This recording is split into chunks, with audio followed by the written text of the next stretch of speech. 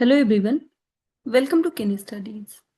आज है 17 नवंबर और आज के करंट अफेयर सेशन में हम जिन टॉपिक्स को कवर करेंगे वो टॉपिक्स हैं नेशनल क्वांटम मिशन। अभी हाल ही में नेशनल क्वांटम मिशन काफी चर्चा में रहा है क्योंकि इस मिशन के तहत भारत का पहला स्वदेशी क्वांटम डायमंड माइक्रोस्कोप विकसित किया गया है। इसके साथ ही हम देखेंगे कॉप कुंभ 2025 के बारे में। इसको कोऑपरेटिव कुंभ के नाम से भी जाना जाता है। देन हम देखेंगे कंचनजंगा नेशनल पार्क के बारे में। हाल ही में ये काफी चर्चा में रहा है क्योंकि IUCN ने इसको कुछ रेटिंग प्रदान की है। देन हम देखेंगे एयर क्वालिटी इंडेक्स के बारे में। सो AQI वर्तमान समय में देखें तो काफी खराब चल रहा है, जिसकी वजह से ये काफी न्यूज में है। साथ ही हम देखेंगे बेलम डिक्लेरेशन के बारे में और लास्ट में हम देखेंगे कंज्यूमर प्राइस इंडेक्स के बारे में कि इसमें कौन कौन सी चीजें शामिल हैं और किसका वेटेज सबसे अधिक है। शुरू करते हैं। आज का फर्स्ट क्वेश्चन है,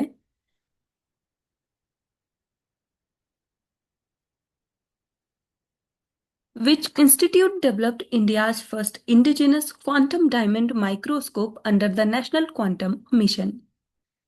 यहाँ पर आपसे पूछा जा रहा है, राष्ट्रीय क्वांटम मिशन के तहत किस संस्थान ने भारत का पहला स्वदेशी क्वांटम डायमंड माइक्रोस्कोप विकसित किया है?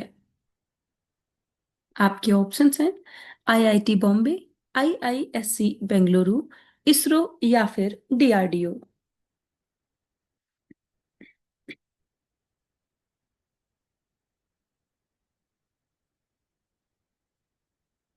और इस क्वेश्चन में करेक्ट ऑप्शन हो जाएगा ऑप्शन ए। ये डेवलप किया है IIT बॉम्बे ने।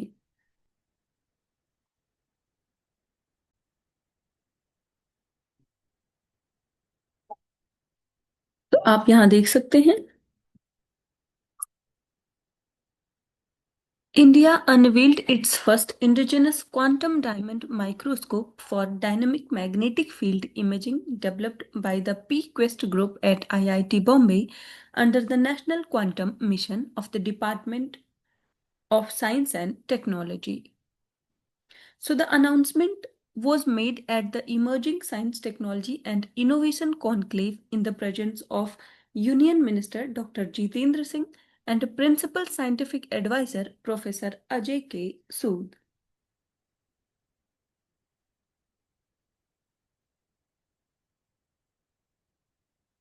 नेशनल क्वांटम मिशन की अगर हम बात करें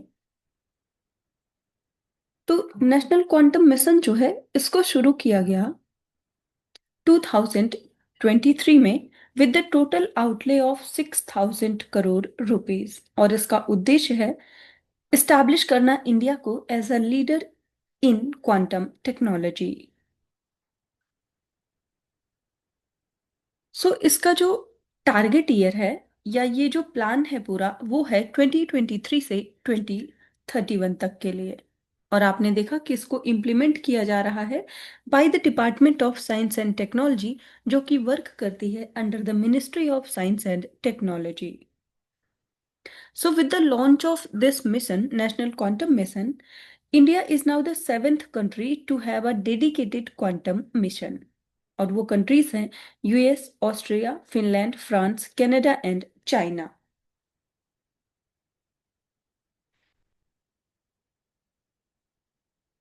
बढ़ते हैं नेक्स्ट क्वेश्चन की ओर।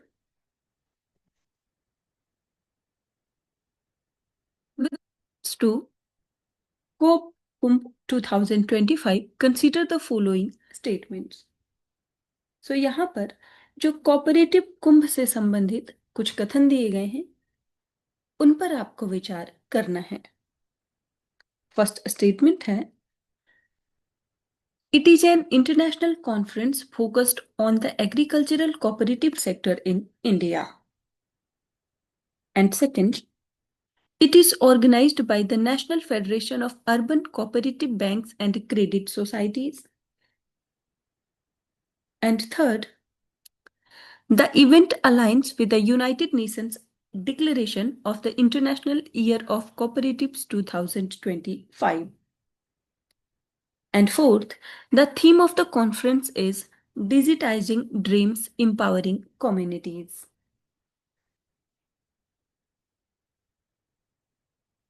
और यहाँ पर आपसे इनकरेक्ट स्टेटमेंट्स पूछे जा रहे हैं। आपको बताना है सहकारिता कुंभ से संबंधित यहाँ पर कौन से ऐसे स्टेटमेंट्स हैं जो कि इनकरेक्ट हैं।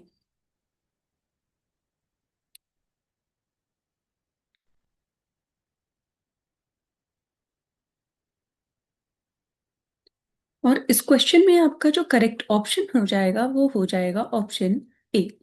सो यहाँ पर आपसे इनकरेक्ट स्टेटमेंट पूछा गया है और वो इनकरेक्ट स्टेटमेंट है फर्स्ट स्टेटमेंट, जबकि सेकंड, थर्ड और फोर्थ स्टेटमेंट जो है वो करेक्ट है। सो ये इनकरेक्ट हो जाएगा क्योंकि यहाँ पर एग्रीकल्चरल कोऑपरेटिव सेक्टर की बात की गई है, जबकि ये डेडिकेटेड है to the urban cooperative credit sector aiming to enhance collaboration, innovation and policy development in cooperative bankings. So आप देख सकते हैं the union minister of corporation will inaugurate the cooperative Kumbh 2025, a two-day international cooperative conference at Vigyan Bhavan, New Delhi, focusing on the urban cooperative credit sector.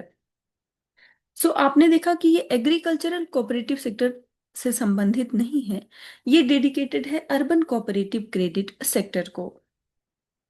So the conference is organized by the National Federation of Urban Cooperative Banks and Credit Societies. और आपने देखा कि जो सहकारिता कुंभ है इसका theme है digitising dreams empowering communities, और इसकी जो नोडल मिनिस्ट्री है वो है ministry of corporation. Focus areas की बात करें तो फोकस एरियाज हैं digital transformation and governance reforms in cooperative banking, also women and youth leadership empowerment and global best practices in cooperative finance and sustainable banking. बढ़ते हैं next question की ओर।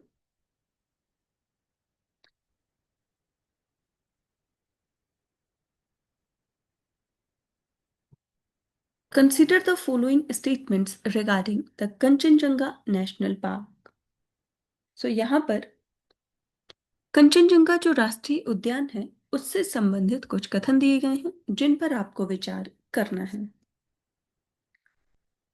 First statement है Kanchenjunga national park is situated only in north Sikkim, covering vast alpine meadows and permanent snowfields. Second, the Jemu Glacier and the third highest peak in the world, Mount Kanchenjunga, are located within the park's boundaries.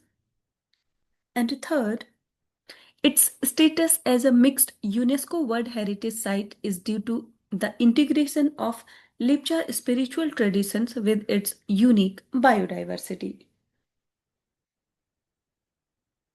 और यहाँ पर आपसे correct statements पूछे जा रहे हैं। आपको बताना है कंचनजंगा नेशनल पार्क से संबंधित यहाँ पर कितने ऐसे स्टेटमेंट्स हैं जो कि करेक्ट हैं।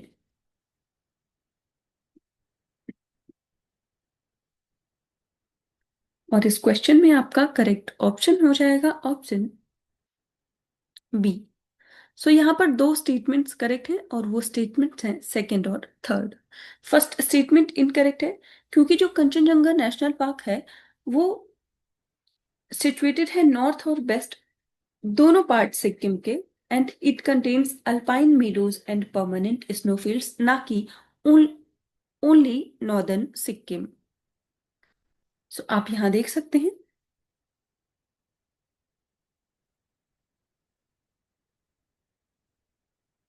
Kanchenjunga National Park is located in both North and West Sikkim and it contains alpine meadows and permanent snowfields. So the park encompasses the world's third highest peak, Mount Kanchenjunga, and contains many glaciers including the prominent Jemu Glacier.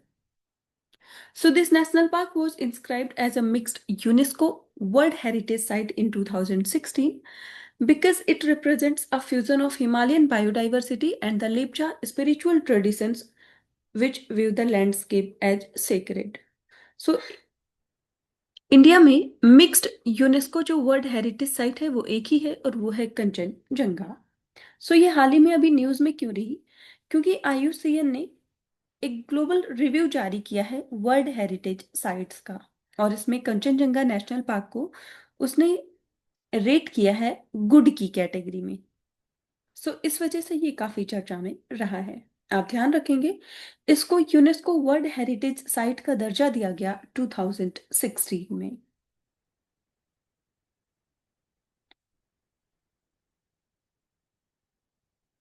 बढ़ते हैं next question की ओर।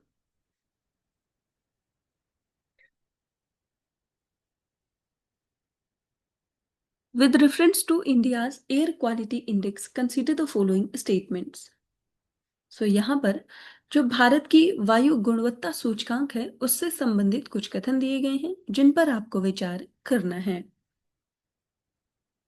First statement है, the AQI in India is calculated based on 8 pollutants including PM 2.5, PM 10, then nitrogen dioxide, sulfur dioxide, carbon monoxide, ozone, then ammonia and lead.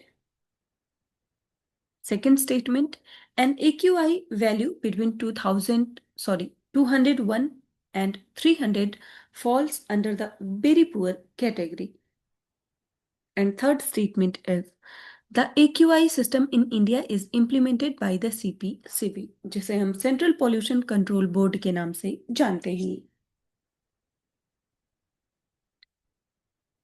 सो यहाँ पर आपसे correct statements पूछे जा रहे हैं। आपको बताना है एयर क्वालिटी इंडेक्स जो है उससे संबंधित यहाँ पर कौन से ऐसे स्टेटमेंट्स हैं जो कि करेक्ट हैं।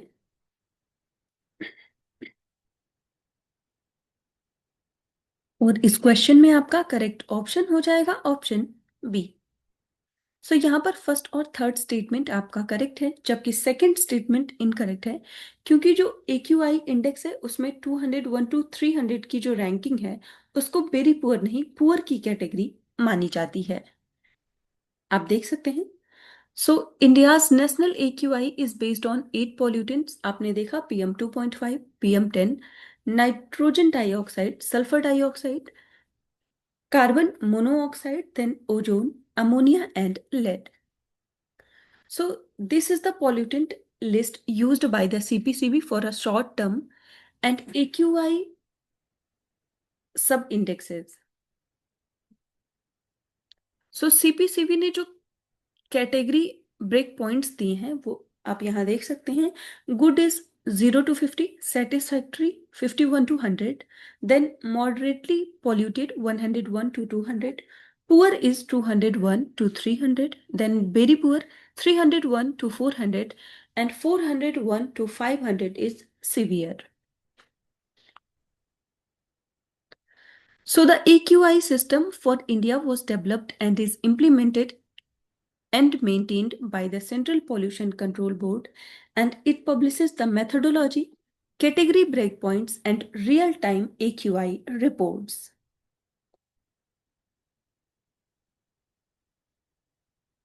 तो एयर क्वालिटी इंडेक्स की बात करें तो इसको सेंट्रल गवर्नमेंट ने लॉन्च किया है 2014 में as a part of the Swachh Bharat campaign. So AQI was to help and simplify the common understanding of pollution. AQI transforms complex air quality data of various pollutants into a single number, nomenclature and color. और आपने देखा कि ये 8 ऐसे pollutants हैं जिनके base पर AQI index जारी किया जाता है। बढ़ते हैं नेक्स्ट क्वेश्चन की ओर।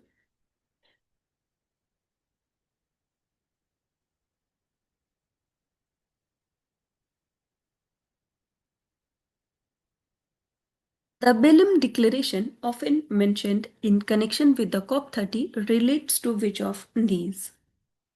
सो यहाँ पर आपसे बेलम घोषणा के बारे में पूछा जा रहा है, जिसका संबंध COP30 से है। आपको बताना है कि नीचे दिए गए स्टेटमेंट्स में से वो कौन सा ऐसा स्टेटमेंट है जिससे बेलम घोषणा संबंधित है। आपके ऑप्शंस हैं: global biodiversity hotspots, second indigenous rights and climate resilience in the Amazon, ocean sustainability या फिर क्लाइमेट स्मार्ट एग्रीकल्चर।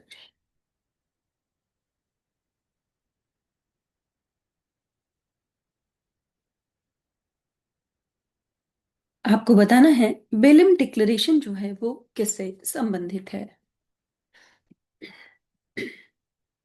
आपको पता होगा हाल ही में COP30 का आयोजन किया जा रहा है बेलिम ब्राजील में।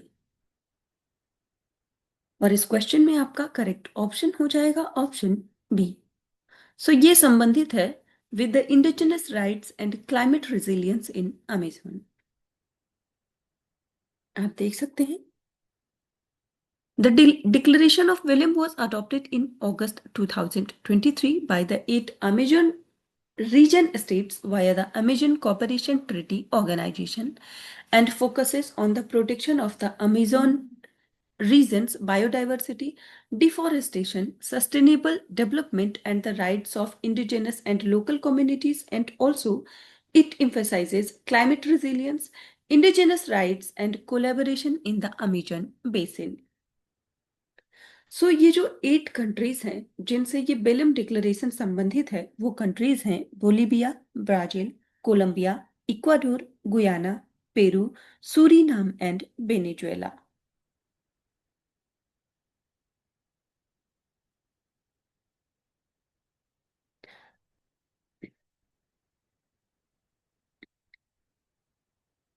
सो ये जो डिक्लेरेशन है ये emphasize करता है the importance of indigenous knowledge for biodiversity and it also promotes sustainable forest use and diverse economic solutions.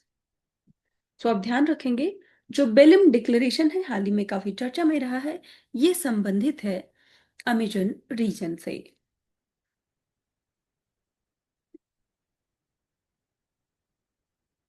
बढ़ते हैं नेक्स्ट क्वेश्चन की ओर।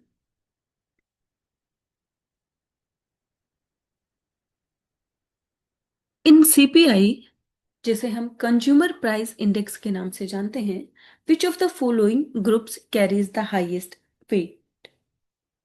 यहां पर आपसे पूछा जा रहा है सीपीआई, जिसे हम उपभोक्ता मूल्य सूचकांक के नाम से जानते हैं, उसमें निम्नलिखित में से किस समूह का भार सबसे अधिक है। आपके ऑप्शंस हैं housing, food and beverages, fuel and light या फिर मिसलेनियस।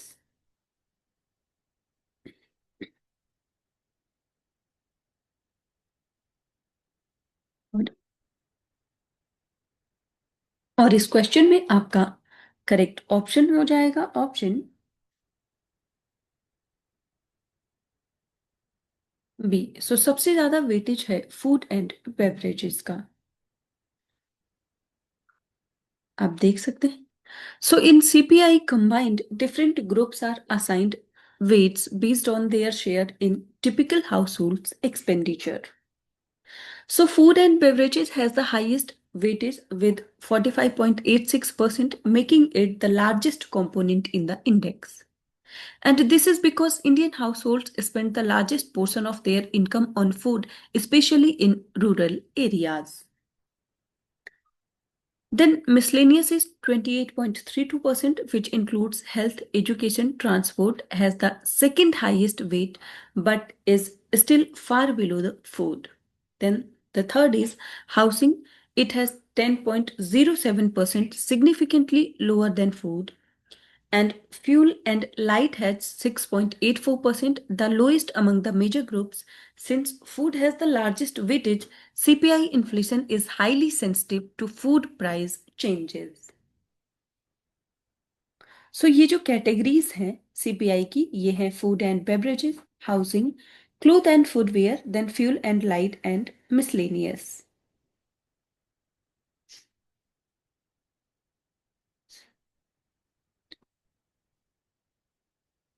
अब ध्यान रखेंगे कि सीपीआई में सबसे ज्यादा जो वेटेज है वो है फूड एंड बेवरेजेस का।